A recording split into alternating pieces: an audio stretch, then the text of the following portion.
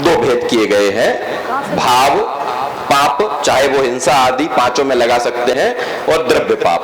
अब अंतिम प्रश्न कल के प्रश्न में से, कल के पाठ में से, क्या सत्य समझे बिना सत्य बोला जा सकता है?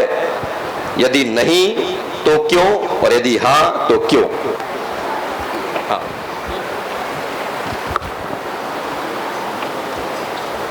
अगर हमने सत्य समझे बिना उसे सत्य मान लिया तो कोई ऐसा भी बोलेगा कि हिंसा में धर्म है।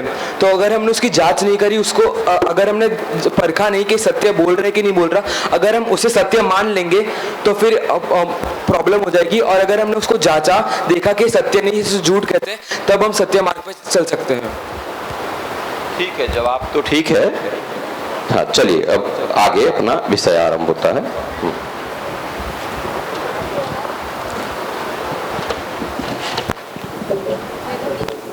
ओम नमः सिद्धेभ्य, जय जिनेन्द्र। कल हमने लोभ और मिथ्यात्व के बारे में थोड़ी चर्चा की थी। अभी जो प्रश्नों के उत्तर आए हैं उसमें ये बात नहीं सिद्ध हुई कि लोभ बड़ा है या मिथ्यात्व बड़ा है। बड़ा घातक पाठ, मतलब घातक क्या चीज़ है, ज़्यादा घातक क्या है, ये स्पष्टता हमें होनी चाहिए।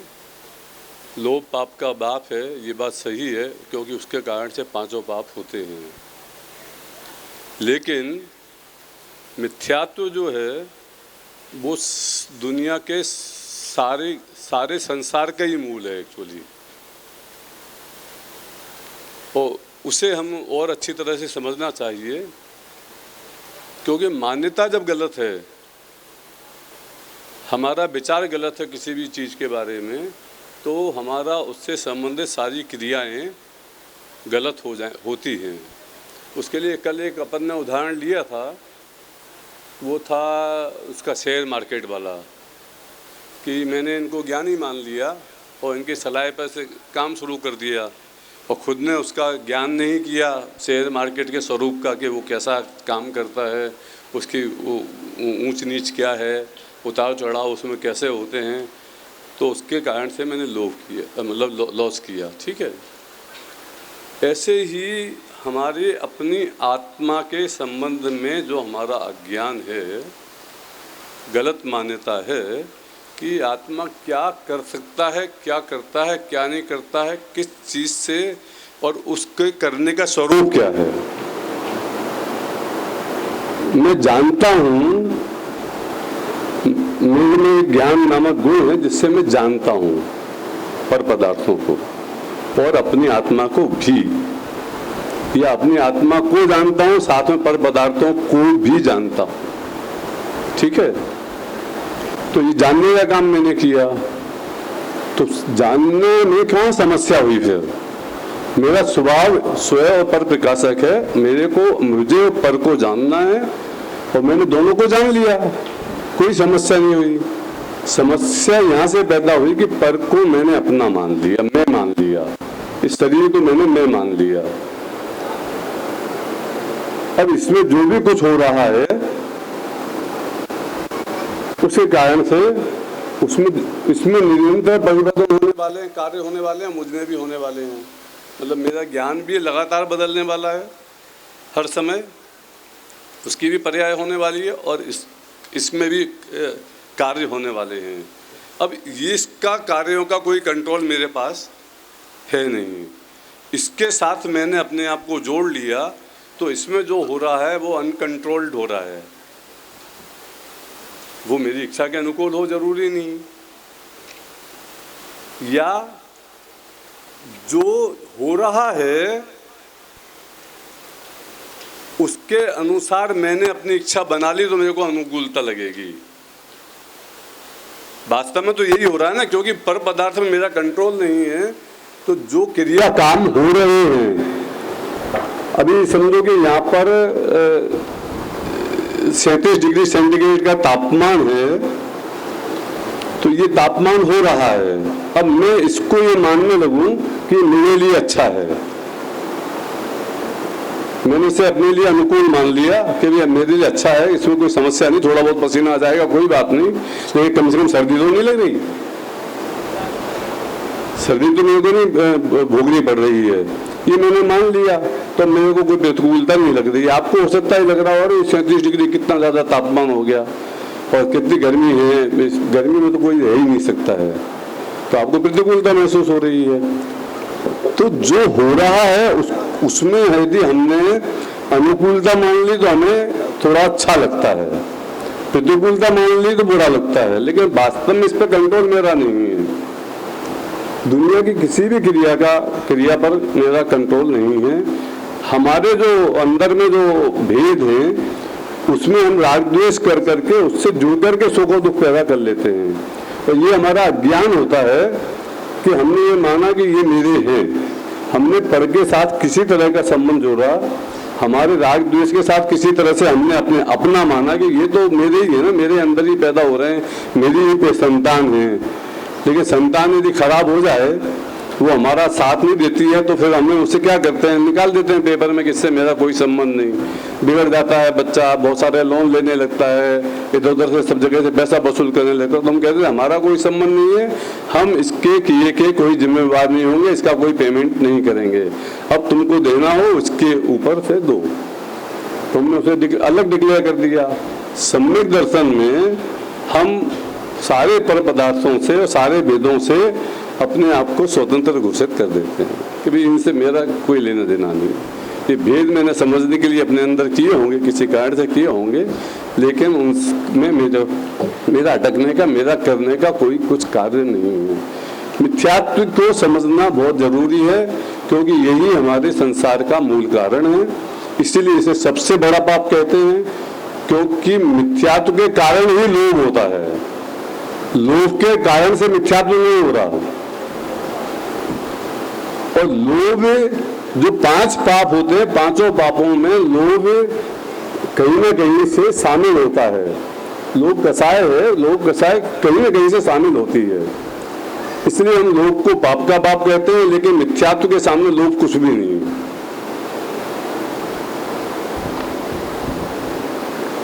मिथ्यात्व के सामने लोभ की कोई वैल्यू नहीं है, कोई कुछ भी नहीं है मिथ्यात्व के सामने, क्योंकि मिथ्यात्व के कारण से अनंत संसार है। और मिथ्यात्व गया, सम्यक तो हमारे अंदर में पैदा हुआ, सच्चा ज्ञान हमें हो गया कि हमारी क्या कैपेसिटीज हैं, हम कैसे इसको एक्सप्लोर कर सकते हैं, हमारा कार्य क्या है, मैं क्या वस्तु हूँ, किस हद तक मैं स्वतंत्र हूँ, हम ये सब बात जानते हैं, तो हमारा अर्ध पुद्गल परावर्तन मात्र संसार रह गया। तो अनंत काल का संसार इतना छूट गया और हमारा मोक्ष का मार्ग प्रशस्त हो गया। अब जो हम करेंगे वो चारित्र नाम पाएगा। इसके बाद हमारे अंदर में जो भी डेवलपमेंट होंगे चौथे गुण स्थान के बाद, जैसे चौथे गुण स्थान में अनंतानुबंधी चारित्र हुआ, हमने 5वें में अप्रत्याख्यानावरण कसाय के अभाव पूर्वक वाला हमारा चारित्र हुआ। तो अब चारित्र शुरू हुआ, उसके पहले तो चारित्र शुरू नहीं हो रहा कुछ भी, वो तो मिथ्या ही मिथ्या है पहले का सारा जो भी किया था। तो सारा मार्ग ही यहाँ से बनता है, यहाँ से शुरू होता है। यदि यहाँ का मेन स्विच बंद हो जाए तो पूरे कैंपस की लाइट चली जाएगी।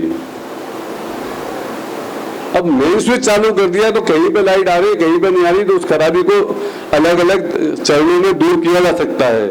लेकिन करंट ही नहीं आ रहा है, मेन स्विच ही ऑफ है, तो बाकी सारा जो मिथ्यात्व है वो मेन स्विच का विकार है हमारे लिए।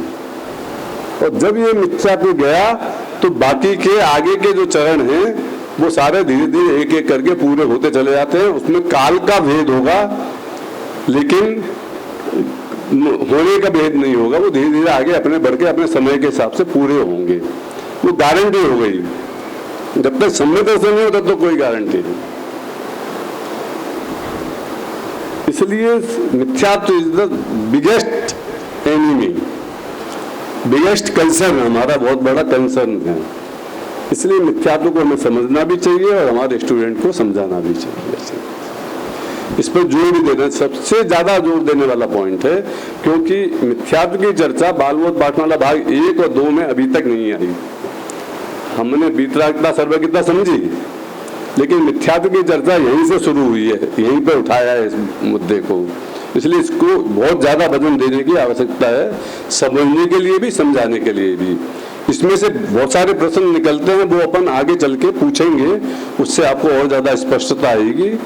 मिथ्यात्व किस किस तरह की उल्टी मान्यता का नाम मिथ्यात्व है। कल अपन ने ये भी चर्चा की थी कि शेयर मार्केट के बारे में मेरा ज्ञान गलत है, तो ये क्या मेरा मिथ्यात्व है? यदि मेरे को शेयर का धंधा करना है, यदि मेरे को व्यापार की टेबल पे बैठा हूं, तो मेरे लिए मिथ्यात्व हो सकता है। लेकिन यहाँ पर शेयर मार्केट का गलत ज्ञान और सही ज्ञान वो कोई मिथ्यात्व की श्रेणी में हमारे लिए नहीं आएगा। और दुनिया के किसी भी संबंध में कोई भी गलत या सही ज्ञान है, उससे कोई हमें लेना देना नहीं। हम जिस काम को करने के लिए यहाँ बैठे हैं, उसके संबंध में गलत मान्यता, उसका नाम मिथ्यात्व है। हम अपनी आत्मा का कल्याण करने के लिए बैठे हैं, तो हमारी आत्मा के कल्याण के मार्ग में जो बाधक वस्तुएं हैं, या उसका सत्स्वरूप जो है, उस सत्स्वरूप के ज्ञान का नाम, अज्ञान का नाम मिथ्यात्व है, और उसे सही जान लेना, उसका नाम सम्यक है, मिथ्यात्व का नाश है। इसलिए अपनी आत्मा को गलत समझना, प्रयोजनभूत तत्वों का गलत ज्ञान होना, उसका नाम मिथ्यात्व है। एक द्रव्य दूसरे द्रव्य का कुछ करता है, या भगवान जगत का कुछ करते हैं, भला या बुरा, ये मानना, इसका नाम मिथ्यात्व है। वो करते हैं मानना। अपने शरीर को, शरीर मेरा मैं हूं, तो इसके लिए उसकी पुष्टि करना, उसके लिए एक्सरसाइज करना, दुनिया भर की कार्य करना उसके लिए, तो ऐसी गलत मान्यता, उसका नाम मिथ्यात्व है। 5 इंद्रिय के विषय जो है हमारे, तो उन 5 इंद्रियों के माध्यम से मुझे ज्ञान होता है, इसलिए मेरे को इनकी पराधीनता है, इनको अच्छा रखना पड़ेगा। ऐसी मान्यता का नाम मिथ्यात्व है। हमारे राग द्वेष आदि हैं, तो हम कहते हैं कि स्टूडेंट बहुत गड़बड़ कर रहे थे, मैंने उन पर गुस्सा किया, नाराज हो गया एकदम, और बहुत तेजी से डांट दिया। ये करना पड़ता है क्लास चलाने के लिए। ऐसा नहीं करेंगे तो स्टूडेंट डिसिप्लिन में नहीं रहेंगे। तो हमने इसे गुस्सा करने को, हमारे अपने विद्यार्थी के ऊपर गुस्सा करने को हमने क्या माना? अच्छा माना। नहीं, ये तो करना पड़ता है कि दुनिया का राग में छोड़ दूं, पूरी दुनिया को अपना नहीं मानूं, लेकिन हमारे भगवान तो हमारा भला करने वाले हैं, उनके प्रति राग तो होनी चाहिए। उनके प्रति भी राग नहीं हो, ऐसा कैसे हो सकता है? क्यों होना चाहिए? वो तो मेरा भला करने वाले हैं। तो हमने उनमें वहां पर राग को अपने साथ में एंट्री दी। ये सारी जो राग द्वेष से संबंधित जो मान्यता है हमारी, कि ये हमारे लिए हितकारक है, ये सारा गलत मान्यता, ये मिथ्या है। जब ये मान्यता सही हो जाएगी, तो फिर भरत जी घर में ही बैरागी जैसी पोजीशन आपकी हो जाएगी। काम फिर भी हो सकता है कदाचित, उपादेय नहीं है वो। देखिए, 2 चीजों में फर्क करना हमें सीखना चाहिए। एक चीज तो ये कि हमारे जीवन में प्रैक्टिकली क्या क्या होता है,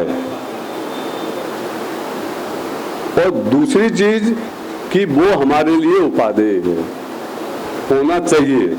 अभी जब हिंसा और सत्य वगैरह के बारे में अपन, हिंसा झूठ वगैरह के बारे में पढ़ेंगे, तो इसके एग्जाम्पल लेंगे साथ में। तो वो जो भी कार्य हमारे जीवन में हो रहे हैं, वो होना अलग बात है, और उसे अच्छा मानना, वो तो होना ही चाहिए, वो मानना एक दूसरी बात है, गलत बात है। अभी यदि हमने ज्ञान सम्यक हो गया, सम्यक दृष्टि जीव के भी 60,000 साल तक जाकर के लड़ने का और पूरी दुनिया को जीतने का भाव हो सकता है, लेकिन उन्होंने उसे सुख का कारण उपादेय नहीं माना, लेकिन फिर भी चारित्र के दोष के कारण से वो भाव हो रहे थे। है तो अल्टीमेटली दोष ही वो। वो सहायक समय दृष्टि होकर भी जितने साल तक उन्होंने राज्य किया और संसार में रहे, उतने साल तक संसार के दुखी भोगे ना। पूर्ण सुख के सामने, अनंत सुख के सामने उनका जो भी सुख होगा, वॉट एवर द वॉल्यूम, वो कुछ नगण्य है, कुछ भी नहीं था। तो वो दोष है हमारे जीवन में हो रहा है, इसलिए वो करने लायक है, ऐसा नहीं हो जाता। अभी आगे चढ़ेंगे तो इसकी स्पष्टता आपको हो जाएगी थोड़ी सी। इसी तरह से एक मिथ्यात्व और हमारे साथ में जो धर्म का बात है, वो हमें बोझा लगता है, बहुत कठिन है, कठोर है, परेशानी लायक है, उबाऊ है। धर्म की बातें बहुत उबाऊ होती हैं। तो ये तेरा अपने प्रति गुस्सा है, क्रोध है, अपने प्रति हिंसा है, अपने प्रति खुद के प्रति द्वेष है। जैसे पवनजय को अंजना से राग था बहुत, और उसके कारण उन्होंने वो भी जिद करके जैसे भी करके शादी वादी कर ली, और शादी करने के पहले ही उनको समझ लो किसी कारण से द्वेष हो गया और उसको छोड़ के बैठ गए। अब उसका, वो उनकी धर्म पत्नी थी, लेकिन उसका चेहरा भी वो नहीं देखना चाहते। क्यों? क्योंकि उन्हें उससे द्वेष हो गया। इसी तरह से हमें अपनी आत्मा से इतना द्वेष है कि इसकी बात भी हमें नहीं सुहाती। कोई करे तो उबाऊ लगती है, कब खत्म हो गया, 1 घंटे पौना घंटे का प्रवचन है, 40 मिनट हुए हैं, अभी 5 मिनट अभी भी बाकी हैं। ये उबाऊ क्यों लगता है? क्योंकि हमें वो समझ विकसित नहीं हुई है कि ये मेरे अच्छे का कारण। यदि कोई चीज हमें ऐसा लगे कि अच्छा होगा उससे मेरा, तो हम उसे आसानी से कर लेते हैं। एक व्यक्ति अपने जीवन में सिगरेट पीता है और सिगरेट नहीं छोड़ता है, डॉक्टर है, जानता है इसका कितना नुकसान होता है, फिर भी नहीं छोड़ रहा है। लेकिन मुंह में कोई घाव हुआ, दिखाया अपने दोस्त डॉक्टर को, और पता लगा कि कैंसर है। अब क्यों छूट गई? अभी तक क्यों नहीं छूट रही थी? क्योंकि जानता था लेकिन मानता नहीं था। डॉक्टर था, खुद जानता था कि तंबाकू खाने से, सिगरेट पीने से नुकसान होगा, जानता था, तो जो होगा देखा जाएगा, अभी तो अपने जीवन का आनंद ले लो। तो जानता तो था उसको, उसका ज्ञान उसको था, लेकिन मान्यता में वो बैठ नहीं थी कि वास्तव में ये करने से मेरे को दुख हो जाएगा, मेरा जीवन चला जाएगा। अब हो गया, छाला हो गया, मैलिग्नेंट है, कैंसरस है। अब यदि कंटिन्यू रखा तो 6 महीने की जिंदगी है। यदि बंद कर दिया और साथ में ट्रीटमेंट लिया, इलाज किया, तो हो सकता है कि तेरा जीवन बच जाए।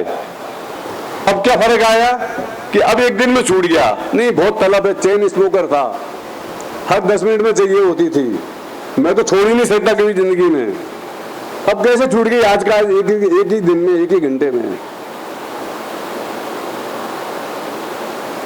क्योंकि अब ये पता लग गया कि ये मेरा, अब इस पे श्रद्धान आया कि मेरा ये वास्तव में घातक था।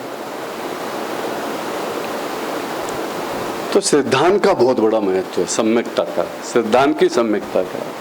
तो धर्म के प्रति हमारे अंदर में ऊपर से बहुत अच्छे भाव होंगे, लेकिन कदाचित कहीं ना कहीं हमारे अंदर में उसके प्रति उपादेयपना नहीं है, इसलिए हमारे को वो बोरियत लगती है, परेशानी लगती है। उन बातों को सुन करके कई बार ऊब आने लगती है। लेकिन जिस दिन जब हमें समझ में आया कि ये तो संसार कैंसर को मिटाने का कारण हो सकता है, उस दिन आपको उसी में आनंद आने लगेगा उन्हीं बातों। गुरुदेव को कैसे आनंद आता होगा? वो समय सार की ही चर्चा करते करते भगवान आत्मा आनंद कंध प्रभु, कैसे कैसे शब्द उनसे निकलते थे, आता था आनंद। उसी में आनंद है। आनंद अपने और पराये के निर्णय में है। यदि गलत है तो संसार में आनंद है, यदि सही अपने पराये का सही निर्णय, सदनिर्णय है, तो अपने आप में आनंद है। ठीक है, अब अपन आगे चलते हैं। देखिए, इसमें हमको जीवनोपयोगी बहुत सारे उदाहरण मिथ्यात्व के बारे में आते हैं। जैसे हमारे खाने पीने में, व्यापार धंधे में, शादी विवाह के संबंध में, मनोरंजन के साधनों में, जीवन में पाए जाने वाले 5 इंद्रियों के विषयों में, इन सबसे रिलेट करते हुए आप उदाहरण क्रिएट कर सकते हो अपने, कि मेरे को आँख से देख करके मेरे को किसी चीज़ को देख करके बहुत अच्छा लगता है, तो क्यों वो पर्टिकुलर चीज़ देख करके क्यों अच्छी लग रही है आपको? क्योंकि इससे हमारे को कहीं ना कहीं हमारा जो ज्ञान है वो उसमें उलझ रहा है, उसमें व्यस्त हो रहा है, और टाइम हमारा अच्छी तरह पास हो रहा है कि अभी इसको मारा, विलेन ने हीरो को मारा, ये किया वो किया जो भी किया, तो हमें हमारा उसमें ज्ञान लग रहा है कि उसमें से हम एक के प्रति राग करें, दूसरे के प्रति ये होती है ना आईपीएल में लोगों को बहुत मजा आता है। क्यों आता है मजा? अभी हमारे देश के ही सारे खिलाड़ी हैं, उसमें से हम किसी को जानते भी नहीं है, लेकिन हम किसी भी एक टीम के साथ में अपना तादाद में स्थापित कर लेते हैं कि मैं बंबई में रहता हूं तो मैं बंबई की टीम मेरी टीम है। अब हमें इतना गुस्सा आता है यदि कोई बंबई के विरुद्ध कुछ बोले, वो एकाध तो हत्या भी हो गई। चेन्नई और बंबई के टीम का मैच हो रहा था, किसी ने धोनी की किसकी बुराई कर दी तो उसके दूसरे के भक्त ने उसे मार डाला। क्यों? क्योंकि हमने उसके साथ अपने आप को तादाद में कर लिया कि यही मैं हूं, और तूने मेरे लिए ऐसी बात की, तो उसका फल क्या है? अब जिंदगी में जेल में सड़ना। पर के साथ हम संबंध जोड़ेंगे तो हमको भी क्या होगा कि हम जो उसके साथ संबंध जोड़ने का परिणाम होगा कि जिंदगी में जेल में सड़ना पड़ेगा। कौन सी जेल में? संसार की जेल में। तो उदाहरण हो गया, जीवनोपयोगिता हो गई है ना। कुत्ते ने हड्डी चबाई, कुत्ते को एक हड्डी मिल गई, हड्डी को चबा रहा है। अब चबाता है तो हड्डी में तो कुछ होता नहीं है, तो उसने और जोर से चबाया, उसको कि इसमें कुछ मिल नहीं रहा, क्या बात है, ये चीज है। जोर से चबाया तो खुद के ही मसूड़ों में घाव होकर के खून निकलने लगा। अब उसको उस खून, अभी अब स्वाद आया, अब स्वाद आया, तो अपने ही खून का स्वाद लेकर के और वो संतुष्ट हो रहा है कि हाँ भाई बहुत बहुत अच्छा हुआ। अब इसका परिणाम क्या होने वाला है? क्या होगा? अभी यहाँ पे सुखाभास है, सुख की अनुभूति है, लेकिन इसका परिणाम क्या है? वो हड्डी में कुछ है क्या? माल स्वाद हड्डी में से आ रहा था क्या? नहीं। अब ये माना मैंने कि हड्डी में से स्वाद आ रहा है और वो स्वाद ले रहा हूं। अब 5 मिनट बाद मेरे साथ क्या होने वाला है कि जब वो हड्डी अलग हो जाएगी तो क्या होगा? दर्द होगा, तकलीफ होगी। जब तक वो घाव नहीं भरेगा तब तक कुछ खाया नहीं जाएगा। तो इस तरह से कई सारे उदाहरण हम इसमें कर सकते हैं। अब अपन आगे चलते हैं। पाप 5 होते हैं, ठीक है? हिंसा, झूठ, चोरी, कुशील और परिग्रह, है ना। अब हिंसा पर आते हैं अपन। हिंसा किसे कहते हैं? सब लोगों को पता है। द्रव्य हिंसा और भाव हिंसा 2 भेद हैं। मैं अभी आज आपको बता रहा हूँ, कई लोगों को शिकायत है कि आप बहुत सारी चीजें छोड़ देते हो।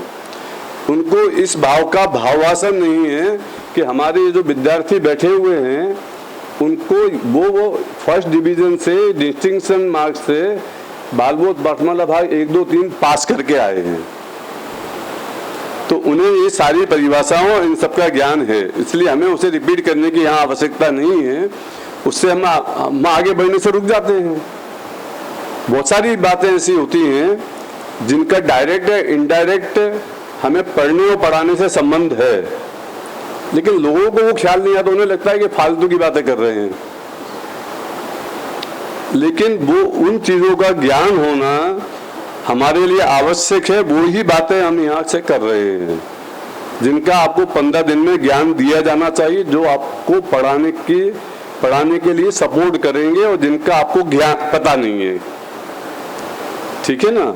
तो अब हिंसा पाप होता है, पहला नंबर का पाप है हिंसा। द्रव्य हिंसा और भाव हिंसा की तरह से 2 प्रकार का होता है।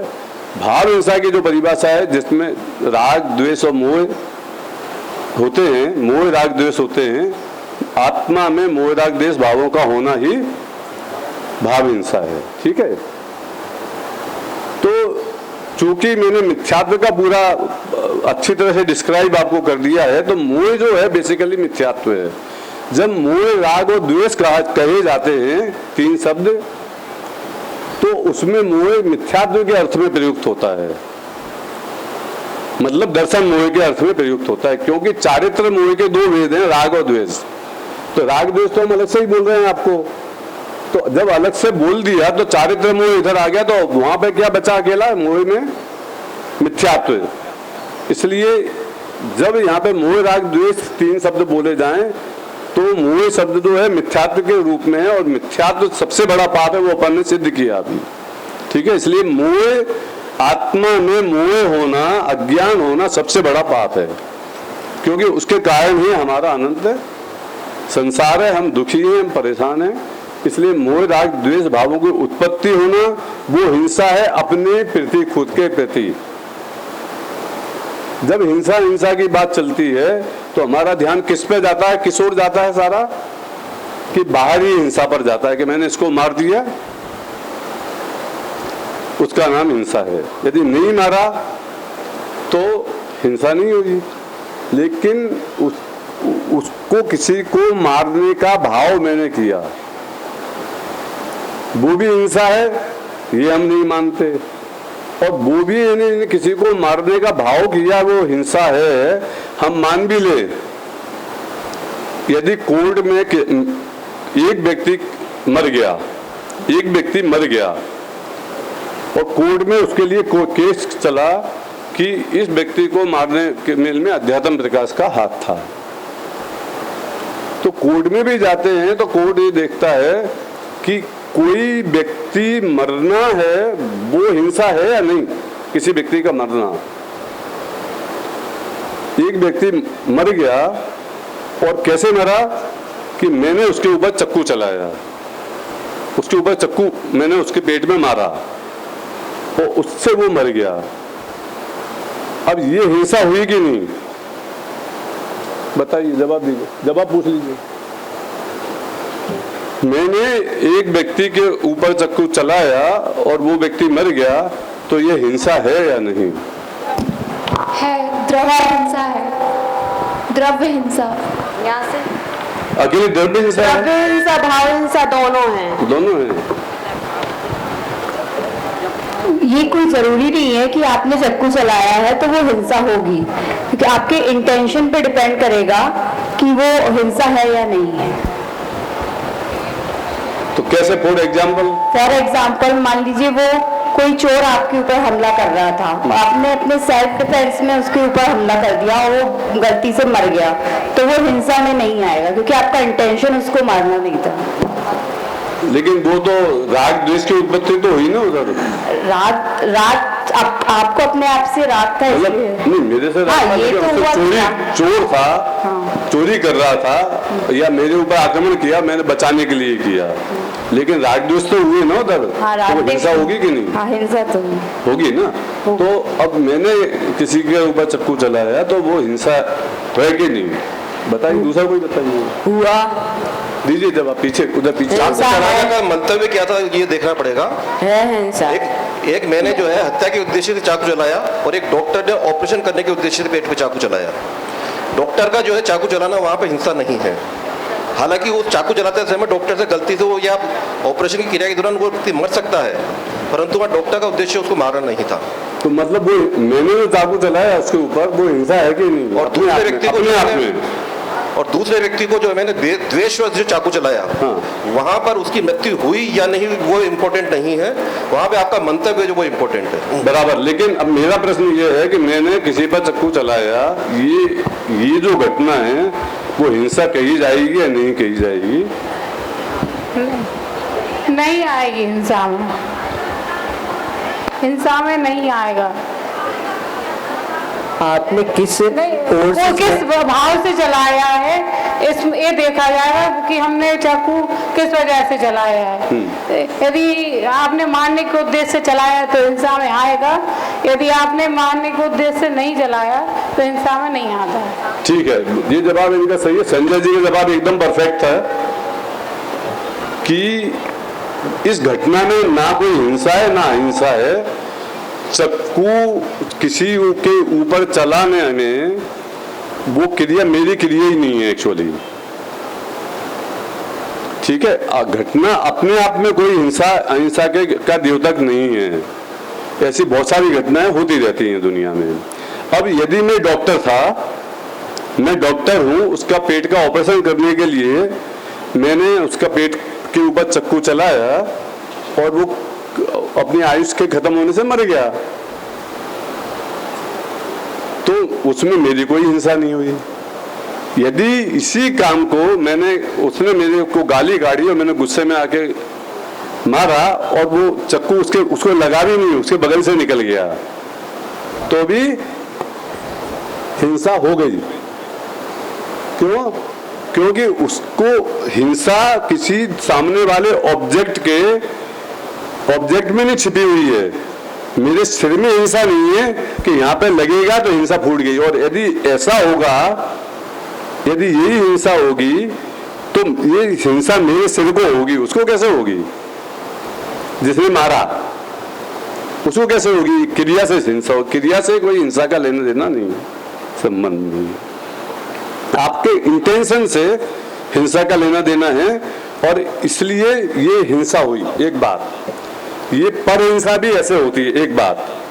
अब दूसरी बात ये है कि जैसे मैंने पर के साथ राग या द्वेष करके और उसके निमित्त से हिंसा की, उसी तरह से मैंने अपने स्वरूप को सही नहीं पहचान कर अपने आप से मैंने राग या द्वेष किया और उससे अपने स्वरूप से दूर जाने के लिए भागा मैं। तो ये अपने प्रति भी मैंने जो हिंसा की वो असली हिंसा है कि मैं अपने प्रति, मैं अपने आप को ही इतना ज्यादा मतलब अपने आप को ही नहीं पहचान पा रहा हूं, अपना ही भला नहीं सोच रहा हूं और मैं दूसरी चीजों में रम करके और अपना दुख पैदा कर रहा हूं। तो ये अपने प्रति हिंसा है। जैसे पवनत जय को अंजना उसकी अपनी थी लेकिन उसे देखने का भाव द्वेषवश नहीं था, तो उसने इतने समय तक दुख उठाया और जब उसे उसके प्रति इस सांसारिक उदाहरण से एक देश जोड़ना, सब देश नहीं कि वो राग में हिंसा हो गया उनको वो पर थे, ये सब चक्कर में मत पड़ना। यहाँ पे केवल हम एक बात को समझने के लिए उदाहरण ले रहे हैं। एक देश होता है उदाहरण। कल कोई भाई थे प्रवचन के बाद पूछ रहे थे उदाहरण के ऊपर से कि ऐसा क्या हुआ, ऐसा उसका क्या होगा। तो एक देश है, इतना सा घटाओ बस, बाकी कोई आगे पीछे का लेना देना नहीं है ना। तो ये हिंसा अपनी प्रति हुई अपनी, और इसलिए आत्मा में मोह राग द्वेष भावों की उत्पत्ति होना उसका नाम भाव हिंसा है। और वो ही असल संसार का हमारा कारण है। उसके निमित्त से बाहर में जो हिंसा हमें देखी जाती है वो भी हिंसा है, लेकिन इस हिंसा की बात अभी हमको ज्यादा नहीं करनी है। अब ये बात जो मेन पॉइंट था वो हो गया। अब हिंसा इसके अलावा भी 4 प्रकार की होती है, पता है आपको? इसके अलावा भी हिंसा 4 प्रकार की होती है। कौन कौन सी, कोई बता सकता है? बोलिए। संकल्पी, आरंभी, उद्योगी और विरोधी। इन्होंने बोला, सही बोला है क्या? सही बोला है? पूछ लो किसी से भी पूछ लो, इसका जवाब तो कोई भी दे सकता है। सही है, सही है। अच्छा, अब इसके बारे में मेरे को आपसे कुछ चर्चा करनी है, क्योंकि हमारे बहुत सारे हर व्यक्ति, जब आप पढ़ाने जाओगे तब भी, जब आप प्रवचन करने जाते हो तब भी, हर व्यक्ति इस बात को हमसे पूछता है हमेशा कि भाई साहब क्या करें। अब जीवन में हिंसा तो छूटती नहीं है, आप इतने सूक्ष्म जीव होते हैं, आप बोलते हो है ना, तो हिंसा तो बहुत सारी होती है। तो हमारे में से बहुत सारे भाई ये जवाब देते हैं कि हिंसा 4 प्रकार की होती है। उद्योगी हिंसा, आरंभी हिंसा, विरोधी हिंसा और संकल्पी हिंसा। ठीक है, तो इसमें से कौन सी हिंसा कर सकते हैं हम और कौन सी हिंसा नहीं कर सकते हैं, मेरा प्रश्न ये है। ये 4 तरह की हिंसा है, आरंभी, उद्योगी, विरोधी और संकल्पी। हम विरोधी हिंसा कर सकते हैं क्योंकि हम अपनी बचत के लिए। हाँ बोलिए बोलिए। और उद्योगी आप अपने जवाब ध्यान रखिए। उद्योगी हिंसा हो सकती है, लेकिन हमें संकल्प के साथ उद्योगी हिंसा नहीं करनी, अपने आप हो जाती है जब हम व्यापार वो अलाउ है हमको करना, व्यापार आदि में अपने आप हो जाती है। हाँ हो जाती है तो अलाउ है ना करना हमको, मतलब कर सकते हैं हम। हमारी भूमिका में संकल्पी हिंसा का त्याग होना चाहिए और बाकी तीनों हिंसाएं हो सकती है, हो जाती हैं। नहीं मतलब हम कर सकते हैं ना, मतलब नहीं करना तो नहीं चाहिए। तो फिर हो जाती है क्या, मतलब फर्क क्या है? कर नहीं हो सकते। जाती है और कर सकते हैं, फर्क क्या है? हमारी भूमिका अनुसार अभी हम इस भूमिका में हैं कि आरंभी हिंसा होगी, उद्योगी हिंसा होगी और गृहस्थ अवस्था में है तो कोई आ जाएगा तो विरोधी हिंसा भी होगी। अच्छा अपन सीधे मतलब की बात पे आते हैं, अपन को इससे होती है कि नहीं होती उससे क्या फर्क पड़ता है? मतलब पे आओगे उससे हमको पुण्य पाप लगेगा कि नहीं लगेगा? उद्योगी हिंसा हुई, विरोधी हिंसा हुई, किसी ने हमारे धर्मायतन पर आक्रमण किया और हमें उसे बचाने के लिए विरोधी हिंसा हमसे हुई, है ना? तो अभी विरोधी हिंसा है, एक सदगृहस्थ के जीवन में हो सकती है, ठीक है ना, होती है, तो इसमें पाप लगेगा कि नहीं लगेगा? तो हो सकती है का मतलब क्या हुआ फिर? लगेगा पाप, लेकिन हम चाहते नहीं है, हमारे मन में बिल्कुल भी नहीं है हम, लेकिन कुछ गृहस्थ जीवन में सफाई करनी है, कुछ करना है तो हो जाती, लेकिन हमें उससे भी दुख का भाव तो होता ही है। लेकिन समस्या ये है कि जब हमारे मन में कुछ नहीं है तो फिर धर्मायतन पे कुछ भी हो रहा है, हमारे ऊपर कुछ भी हो रहा है, बैठे रहो चुपचाप, मुनि महाराज तो बैठे रहते हैं। जैन दर्शन में परिणामों की मुख्यता से फल लगता है, तो जिस तरीके से हमारे परिणाम होंगे उसी के अनुसार हमें फल लगेगा, मतलब पुण्य पाप बंद होगा। हाँ। तो मतलब उद्योगी हिंसा, विरोधी हिंसा और आरंभी हिंसा ये हम करें, ये गृहस्थ को करने का अधिकार है? अधिकार नहीं है। नहीं है। तो फिर इन दोनों में फर्क क्या है? फिर अधिकार नहीं भी है और होगी भी, तो करें क्या फिर अपन? होती है लेकिन उससे उपादेय नहीं। अब अच्छा एक बात और मैं थोड़ा सा स्पष्ट करता हूँ, मेरे प्रश्न को मैं घुमा के बोल रहा हूँ, धीरे धीरे स्पष्ट करता हूँ। मैं ये जानना चाहता हूँ कि हमारे जीवन में 3 हिंसा हुई, ठीक है, और इससे हमें पाप भी लग रहा है, और फिर आप कह रहे हो कि आप कर भी सकते हो,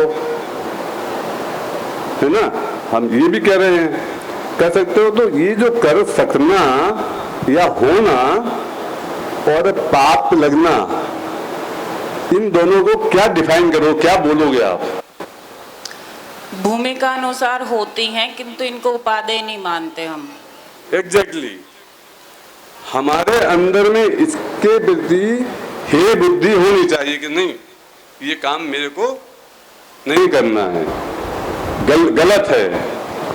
विरोधी हिंसा हुई, उसने किया, यदि आपका आप में ताकत है, आप में इतनी दृढ़ता है तो आप बैठे रहो, सामने कुछ हो रहा है आपके लिए, मतलब आप धर्म धर्मायतन को ले लो, खुद के ऊपर ले लो, खुद के ऊपर भी होता है, तो मुनिराज में 3 कसाय के अभाव पूर्वक ऐसी दृढ़ता आ गई तो बैठे रहते हैं। वो उनके गले में सांप डाला जा रहा है तो उसे हटाने का भाव उन्हें नहीं आता है कि हटा दूंगा तो इतनी बड़ी समस्या से मैं बच जाऊंगा। क्यों? क्योंकि मैं ही नहीं हूं ना, वो जिसपे डाला है वो मैं नहीं हूं, वो अपने में मस्त है, तो उन्हें वो भाव नहीं आया, लेकिन हमें भाव आया। तो आप में उपादेय क्या है कि ये चूंकि पर है इसलिए मैं इसमें कुछ नहीं करूं, पर अपनी आत्मा का ध्यान करके उपयोग को उधर लगाऊं। उपादेय तो यही है। यदि कभी जीवन में हमारे अंदर में कमजोरी की बस ये हो रहे हैं तो भी उन्हें उपादेय मानना तो बहुत गलत है। हमारे बहुत सारे भाई लोग जवाब ये देते हैं कि उद्योगी, आरंभी और विरोधी हिंसा हमें अलाउड है, हम कर सकते हैं। अलाउड नहीं है, लेकिन आपकी अवस्था में फिर भी होगी, हर हालत में वैसी हिंसाएं होंगी। और फिर तो एक गली निकाले कि धर्मायतन पाए तब तो कहते कि विरोधी हिंसा मैं नहीं करूंगा, और अपने घर पे कोई हमला करे तो उससे तलवार निकाल के लड़ने को तैयार हो जाए। तो ये क्या है कि ये विपरीत बुद्धि है, ये गलत बात है। वो धर्मायतन का महत्व आपको अपने घर से ज्यादा होना चाहिए। यदि तुम्हें अपने स्वरूप का धर्मायतन के प्रति बहुमान है तो वो छूट वहां नहीं मिलेगी कि नहीं, वो विरोधी हिंसा हम नहीं करते धर्मायतन पे। अपने घर पे आ गई तो सब करोगे, वो नहीं चलेगा। लेकिन ये अवस्था में ये हिंसाएं हो सकती हैं। संकल्पी हिंसा किसी को भी नहीं होनी चाहिए। ये हिंसा विरोधी आरंभी हिंसा मतलब घर गृहस्थी के कामों के संबंध में जो हिंसा होती है वो। तो ये 4 हिंसा में से 3 हिंसाएं हमारे जीवन में पाई जाती हैं, लेकिन वो उपादेय बिल्कुल नहीं है। हमें हमारे को जल्दी से जल्दी उनसे छोड़ करके उससे ऊंची अवस्था में जाना चाहिए। लेकिन फिर भी पाई जा रही है तो उसे जबरदस्ती उसे करके और अपने माथे को खराब भी मत करना कि जीवन ही हमारा दोवर हो जाए। हम उसी में उसके कि ये हिंसा में जैसे क्यों हो गई है, इसमें इतने उलझ जाएं कि अपनी आत्मा के स्वरूप में ही नहीं जा पाए। तो मेरे से बड़ा पाप हो गया, बड़ा पाप हो गया, बड़ा पाप हो गया, बड़ा पाप हो गया, बड़ा पाप हो गया। मतलब उसमें मत अटको। वो बड़े पाप को खत्म करने का रास्ता क्या है हमारे पास? हमारे परिणामों को कंट्रोल करना उसका रास्ता नहीं है, बल्कि हमारे परिणामों को डाइवर्ट करके अपने में लगाना उसका रास्ता है। अस्थि से जब हम अपने में लग जाते हैं तो बाहर के 1000 लाख और अनंत तरह के जो परिणाम हैं वो सब अपने आप समेट करके यहाँ केंद्रित हो जाते हैं। तो ये हिंसा के बारे में अपन को समझना था। अब झूठ पर आते हैं। क्या सत्य समझे बिना सत्य बोला जा सकता है? समझ में नहीं आया तो हम बोल सकते हैं क्या उसको? नहीं बोल सकते। ऑब्वियसली जब समझ में नहीं आया तो बोलोगे कैसे? रट करके बोल सकते हो ना। क्रिया कांड में धर्म नहीं है, पर से धर्म नहीं होगा, बोल रहे हैं। लेकिन वो सत्य नहीं हुआ। फिर सत्य को समझ के साथ बोला जाएगा तभी वो सत्य है। यदि आपको समझ नहीं है, कोई भी बात बोल रहे हो तो अज्ञान में, चाहे जैसे एक पागल व्यक्ति है, वो कभी अपनी माता को पत्नी बोलता है, कभी अपनी पत्नी को माता बोलता है, ये समझता है और उस हिसाब से व्यवहार करता है, तब तो वो पागल है। दोनों में से कोई भी गड़बड़ कर रहा है और कभी कभी वो पत्नी को पत्नी और माता को माता बोलता है, तब वो पागल है कि नहीं?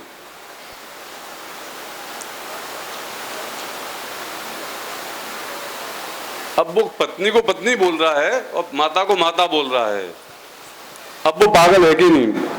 अभी भी वो पागल है। क्यों? क्योंकि ना उसे पत्नीत्व भाव का पता है, ना उसे मातृत्व का पता है कि ये क्या होते हैं और इन दोनों में क्या भेद है, उसे उसका ज्ञान नहीं है। केवल जैसे कभी पत्नी को माता बोल देता है, कभी माता को पत्नी बोल देता है, समझ लेता है, मान लेता है और उस तरह से व्यवहार करता है।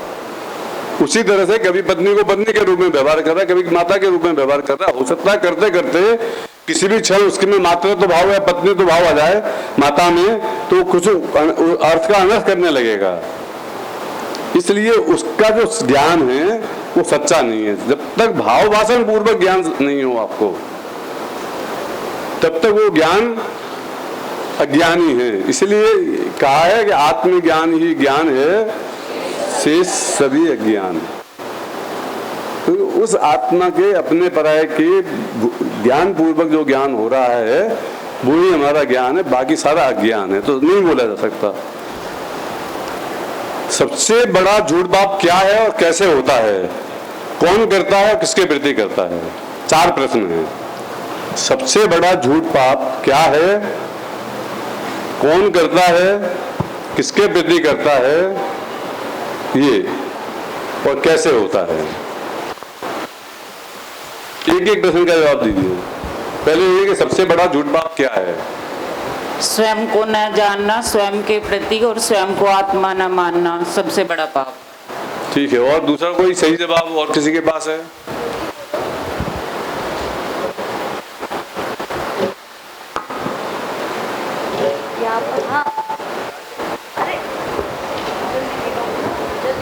सबसे बड़ा पाप मिथ्यात्व है। हैं? मिथ्यात्व है। और ये तो टेक्निकल भाषा हो गई पूरी।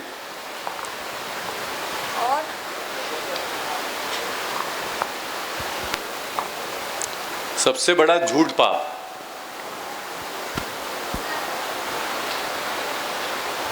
हमारे प्रति है। हम अपने स्वरूप को सही डिस्क्राइब ही नहीं कर रहे हैं, सही नहीं मान रहे हैं। मतलब दूसरे को बताने की बात नहीं, अपने मानने की बात है। तो हमने अपने आप को सही नहीं जाना माना, और फिर हम अपने आप को कहते हैं मैं ये हूँ, मैं ये हूँ, मैंने माना, तो वो झूठी हो, गलती हो गया ना। हिंसा, झूठ, चोरी, कुचिल तरीके सभी कुछ हो गया, वो मिथ्यात्व है। वो बात जवाब सही है वैसे, क्योंकि सिद्ध तो अपन को इस पर करना पड़ेगा ना, झूठ पर। अच्छा, झूठ भी 4 प्रकार का होता है, पता है किसी को?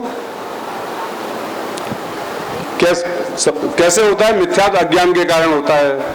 कौन करता है? अपन करते हैं। और किसके प्रति करते हैं? अपने प्रति करते हैं। ठीक है। अब ये है कि 4 प्रकार के झूठ होते हैं। वो कौन कौन से होते हैं पता है? नहीं पता? सत का अपलाप, असत का उद्भावन, गर्हित वचन और अन्यथा वचन। बराबर। ये झूठ भी 4 प्रकार के होते हैं। सत का अपलाप मतलब जो है उसको, उसका गलत बोलना, उल्टा बोलना, जो वास्तव में है। असत्य का उद्भावन, जो नहीं है उसको सच मानना। अन्यथा प्रणुपन, उसको एकदम से गलत ही बोल देना पूरा। असत का उद्भावन है जो अविद्यमान है, जो विद्यमान नहीं है उसको विद्यमान मानना है। और यहाँ पर अन्यथा प्रलोभन है, गलत बात बोलना है। शरीर को मैं मानना, शरीर को मैं अपना बोलना, ये अन्यथा प्रलोभन हो गया। हिंसा में धर्म होता है, ये अन्यथा प्रलोभन हो गया। कि हिंसा में धर्म होता है क्या?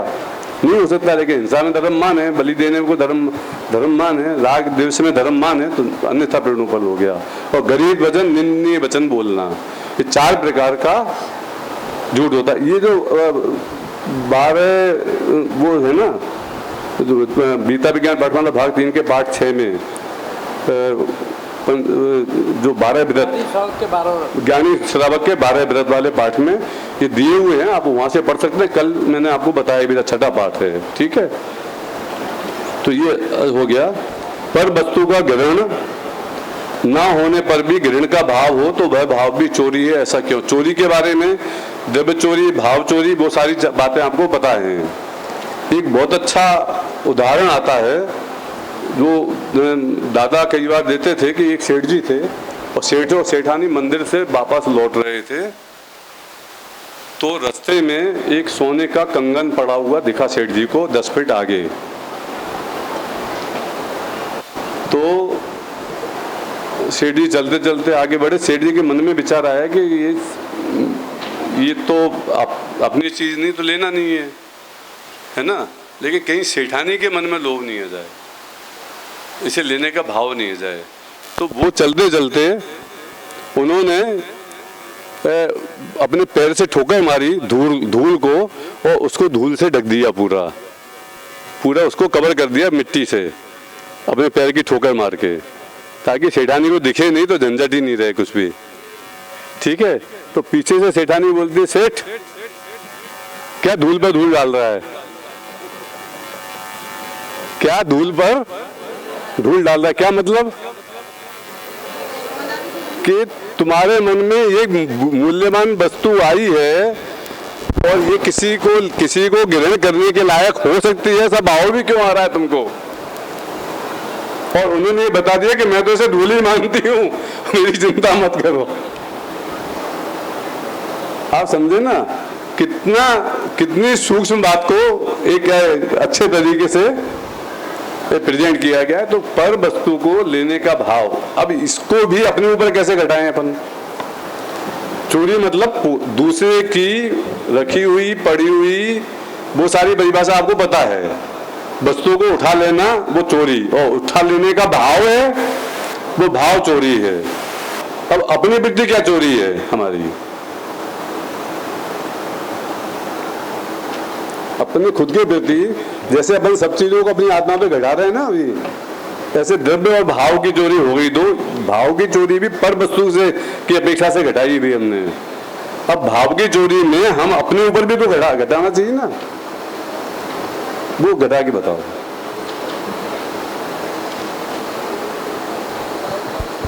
बोलो, माइक से बोलो। अपनी आत्मा के प्रति सजग नहीं होना, यही चोरी है। हम अपने स्वरूप को भूलकर पर वस्तु में ज्यादा समय लगा रहे हैं, वही चोरी है। और हम जो परिद्रव्य से अपनी कीर्ति लगाते हैं वो भी अपने आत्मा के लिए लगाते हैं, अपना आत्मा के लिए लगाते हैं। जैसे हमने मेरे को जो किसी चीज की चाहना हुई तो वो अपनी आत्मा के लिए दो कि मेरे को ये चाहिए ही है, ये अपने अंदर से ही तो आया है, इसकी चाहना रखना, वो अपने आत्मा के लिए झूठते ही है एक तरह से। वो ठीक है, लेकिन बैठिए, पर वस्तु को अपना मान करके उसे ग्रहण करने की तीव्र इच्छा, वो चोरी हुई। वो पर पदार्थ को अपना मेरा मानना, ये भाव चोरी।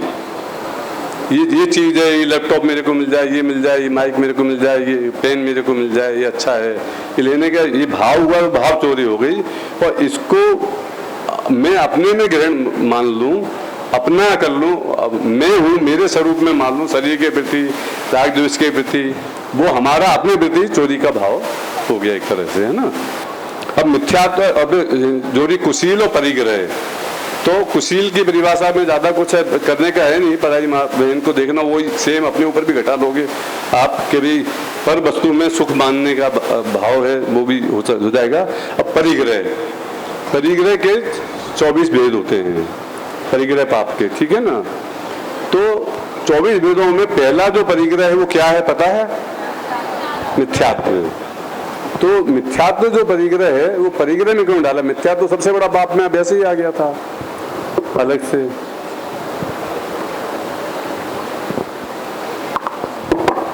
परि मतलब होता है चारों ओर, ग्रह मतलब होता है से ग्रहण करना, स्वीकार करना। परिवहन, चारों ओर घूमने वाली।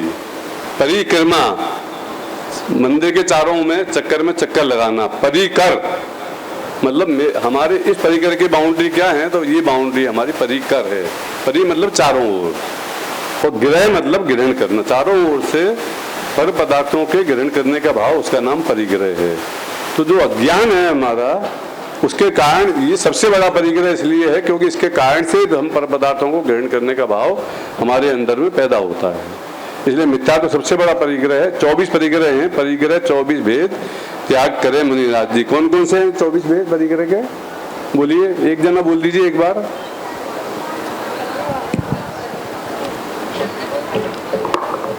दस प्रकार के बहिरंग परिग्रह और 14 प्रकार के अंतरंग परिग्रह। ठीक है, कौन कौन से? बाहर के परिग्रह क्षेत्र, वास्तु, धन, धान, दास, दासी, भाड़, कोपो। अंतरंग में सबसे पहले मिथ्यात्व, फिर क्रोध, मान, माया, लोभ, और फिर हास, रति, अरति, भय, शोक, जुगुप्सा, स्त्री वेद, पुरुष वेद और नपुंसक वेद। बराबर, ठीक है ना। ये 14 प्रकार के अंतरंग परिग्रह हैं और वो 10 बाह्य परिग्रह हैं, ठीक है। तो परि यानी ग्रह, चारों तरफ से ग्रहण करने का भाव, तो परिग्रह हुआ, ठीक है। मिथ्या तो सबसे बड़ा परिग्रह। तो ये 24 परिग्रह में से मिथ्यात्व जो है, मतलब कौन सा परिग्रह कैसे छूटता है? मिथ्यात्व कितना % छूटेगा, कितना % रहेगा? क्रोध, मान, माया, लोभ कितना % छूटेंगे, कितना % रहेंगे? बताएंगे कोई? भाई अपन क्रोध, मान, माया, लोभ है, अब वो भी रहते हैं बाद में भी, तो कितने % रहते हैं, कितने % नहीं रहते? चारित्र मोहिनी के होते हैं, मोह, राग, द्वेष आदि, वो क्रम से जाएंगे, और मिथ्यात्व पूरा एक साथ जाएगा। मिथ्यात्व पूरा एक साथ चला जाएगा? हाँ, पूरा एक बार में चला जाएगा। अच्छा, जैसे सही श्रद्धान हुआ और मिथ्यात्व चला गया, लेकिन राग देश जाने में क्रम पड़ेगा। अनंतानुबंधी पहले जाएंगे, फिर अप्रत्याख्यानावरणी जाएंगे, फिर प्रत्याख्यानावरणी जाएंगे, फिर बहिरंग परिग्रह में, बहिरंग परिग्रह में भी पहले बहिरंग परिग्रह, ये दोनों साथ साथ जाएंगे। पहले अंदर से उदासी आएगी और फिर बाह्य का परिग्रह धीरे धीरे छूटेगा। हाँ, धीरे धीरे मतलब कितने क्रम से कितने चरणों में छूटेगा? वो छूटेगा पहले चौथे गुण स्थान में जितना, फिर 5वें गुण स्थान में, फिर 7वें गुण स्थान में पूर्णता छूट जाएगा। इनका जवाब सही है?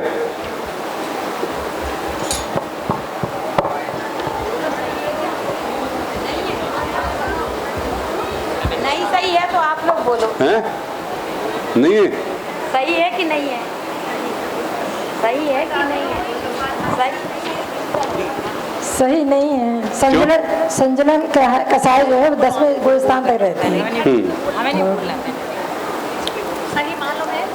ठीक है, अब ख्याल आ गया। उनका भाव सही था मेरे ख्याल से कि उनको बोले वो ज्ञान है गुणस्थान प्रणाली का पूरा, तो उन्होंने वो संतुलन तक उसे लेके नहीं गए, लेकिन भाव उनका सही था कि मतलब जैसे अंतरंग परिग्रह में जो मिथ्यात्व है वो एक साथ 100% छूट जाएगा। जब सम्यक श्रद्धा हुई और मिथ्यात्व पूरा 100% चला गया। ठीक है, क्रोध मान माया लोभ आदि कसाएं जो भी हैं वो अपने अलग अलग चरणों में चौथे गुण स्थान, 5वें गुण स्थान, छठे गुण स्थान, 10वें गुण स्थान, उस हिसाब से धीरे धीरे क्रम से जिस हिसाब से जाती है अलग अलग चरणों में जाएंगी। ठीक है, लेकिन जो बहिरंग परिग्रह हैं वो छठे गुण स्थान में पूरी तरह से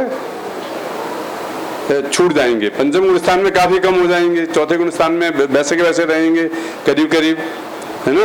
लेकिन छठे गुण स्थान में जाके वो बहिरंग परिग्रह सारे धन धान दास दासी जो भी हैं वो सारे सारे पूरे पूरे छूट जाएंगे। इस तरह से इसका स्वरूप है। तो ये अब मैं एक जो प्रश्न पूछता हूँ उसके बाद में अपनी बात खत्म करेंगे, फिर बाद में मास्टर साहब बोलेंगे।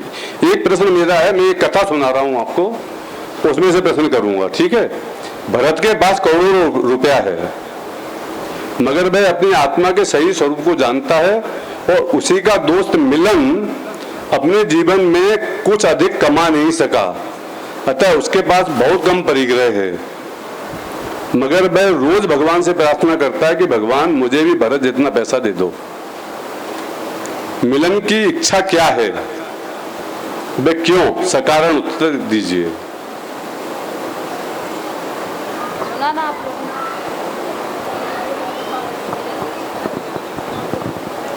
क्यों? मतलब लोभ, भरत जी को लोभ नहीं है, चाहे कितनी भी संपत्ति हो उनके पास, भरत राज को, और उनको लोभ का साया है उनके लिए, सिर्फ उसको पूरा वो है। अभी केवल मिलन के बारे में पूछ रहे हैं, अपन ज्यादा कॉम्प्लिकेटेड नहीं करते हैं सब चीजों के बारे में। मिलन जो है, मिलन को चाहने की इच्छा है, धन अपने पास आ जाए, इसलिए उसको लोभ का साया का पाप है। क्योंकि जो मिलन है वो भगवान से जाके बोल रहा है कि मुझे पैसा दे दो भरत की तरह, तो उसके पास भले ही कम परिग्रह है पर वो सांसारिक कार्यों में ज़्यादा इन्वॉल्व रहेगा, और जो भरत है उसके पास भले ही ज़्यादा पैसा पर वो अपनी आत्मा में रमा हुआ है, इसलिए उसको ज़्यादा वो नहीं लगेगा। मतलब मिलन को सभी तरह का परिग्रह है और सारे पाप हैं। क्यों? क्योंकि उसके पास में द्रव्य रूप से क्या है क्या नहीं है वो इम्पोर्टेंट नहीं है। किसके पास, किसी के पास एक भिखारी है, मतलब भिखारी की बात जानो, कुत्ते मतलब पशु हैं, जानवर हैं, उनके पास तो ना कपड़े हैं, ना घर मकान है, ना कुछ है, कुछ भी नहीं है, तो क्या वो अपरिग्रही हो जाएंगे? नहीं होंगे, क्योंकि उनके पास में मिथ्या तो है ना, क्रोध मान माया तो कसाएं हैं ना, सब कुछ का संयोग है ही, तो इसलिए नहीं होंगे। एक और मैं सुना रहा हूँ, उसमें से 4-5 प्रश्न बनते हैं। नील अपने स्कूल के बरामदे से घर जाने के लिए को निकल रहा था कि अचानक उसे चैतन्य सामने से आता हुआ दिखाई दिया। चैतन्य के कारण उसे पूरी कक्षा के सामने लता मैम ने बहुत बुरी तरह से डांटा तो था ही, साथ ही नील डाउन भी करा दिया था। उसे तभी सोच लिया था कि कभी इसका बदला चैतन्य से जरूर लेगा। अभी मौका देखकर उसने पास में पड़ा हुआ पत्थर उठाकर जोर से चैतन्य की ओर फेंक दिया, मगर भाग्यवश चैतन्य दूसरी ओर घूम गया और नील का निशाना चूक गया। चैतन्य को पता ही नहीं चला कि क्या हुआ। तभी उसकी नजर नील की ओर गई और चैतन्य ने उससे कक्षा में बेइज्जती के लिए बहुत क्षमा मांगी। ठीक है, अब मेरे प्रश्न है कि नील ने कोई पाप किया या नहीं किया, तो कौन सा? भाव हिंसा और द्रव्य हिंसा दोनों की नील ने। किस अब आपने माइक पास में रखा हुआ है क्या? हाँ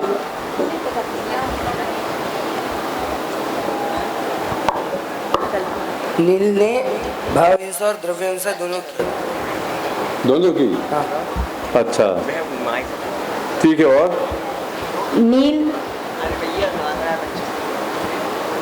नील ने यहाँ संकल्पी हिंसा भी की कि मैं इसको मतलब मैं अपने इसका बदला लूंगा, तो उसने द्रव्य और भाव से वो संकल्पी हिंसा भी की उसने। दोनों ठीक है। अच्छा अब दूसरा प्रश्न, अभी हमारे पास समय नहीं है इसलिए बहुत ज्यादा लोगों से एक ही प्रश्न नहीं पूछे। आप सब हर प्रश्न का जवाब सोच लीजिए और सही जवाब हो उसे उससे मैच करिए, ठीक है। दूसरा प्रश्न, यदि हाँ तो नील ने कब से कब तक पाप किया?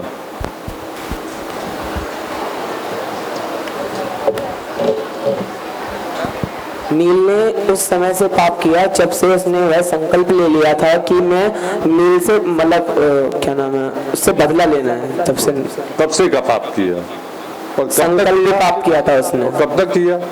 जब तक उसने उस पत्थर को नील ने उस पत्थर को फेंक नहीं दिया उसकी तरफ। ठीक है चैतन्य। ठीक है। अब आप अपने जवाब मिला लीजिए, है ना। अच्छा, जब चैतन्य को चोट लगी ही नहीं तो पाप क्यों माना जाना चाहिए?